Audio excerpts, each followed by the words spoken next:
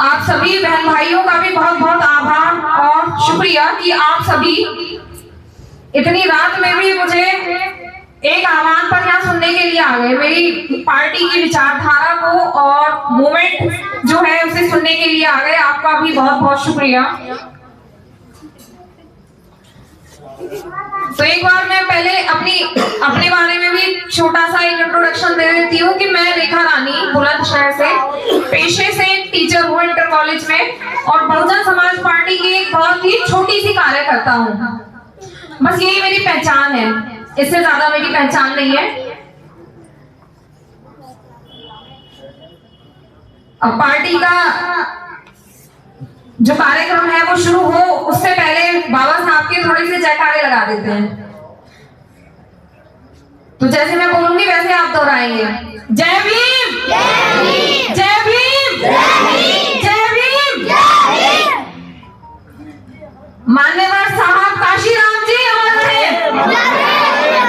मान्यवर साहब काशीराम जी,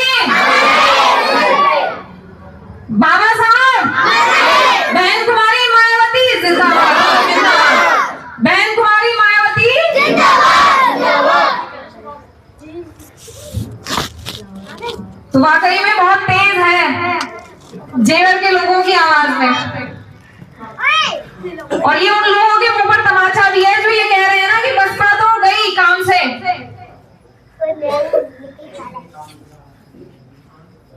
तो आपके जयकारों ने एक बार फिर से साबित कर दिया कि बहुजन समाज जहां पहले था वहां आज भी है। बाबा साहब की विचारधारा के साथ, मान्यवर साहब के मानवतावादी और कल्याणकारी दृष्टिकोण के साथ। तो मेरे बहन भाइयों, यही उम्मीद लेकर मैं यहाँ आई थी।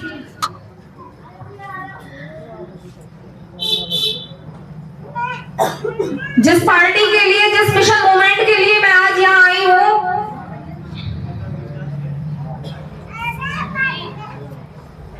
ये बहुजन समाज पार्टी केवल एक पार्टी नहीं है। जैसे भारत में और भी पार्टी है, वो सिर्फ पार्टी है जो तोड़ने और बांटने का काम करती है लोगों को।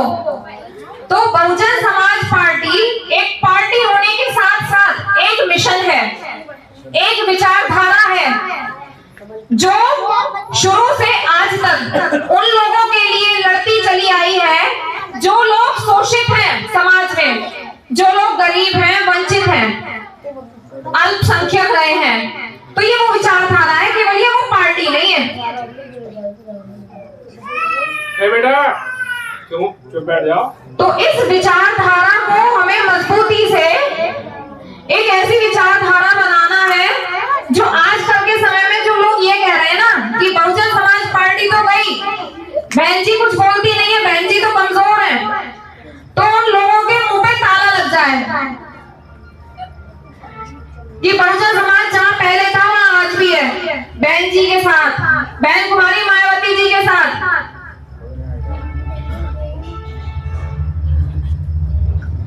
और ये समय हर पार्टी ने देश में देखा है, जिनकी एक भी सीट नहीं आती थी, एक एक सीट के लिए लोग रोते थे, उनकी लहर है।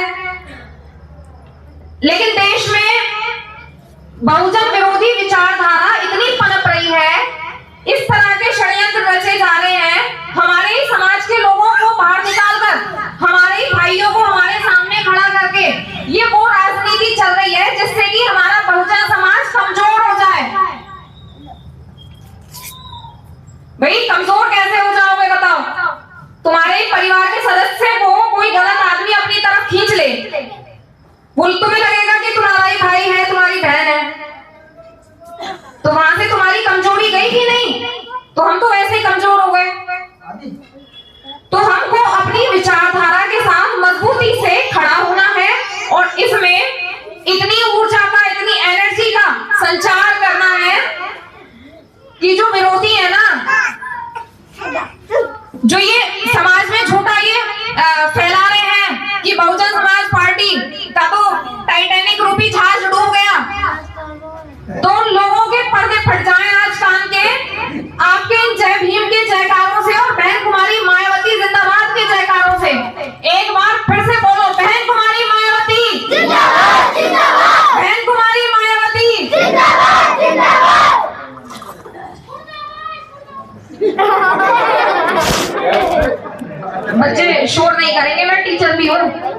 हाँ, शांति से सब सुनेंगे।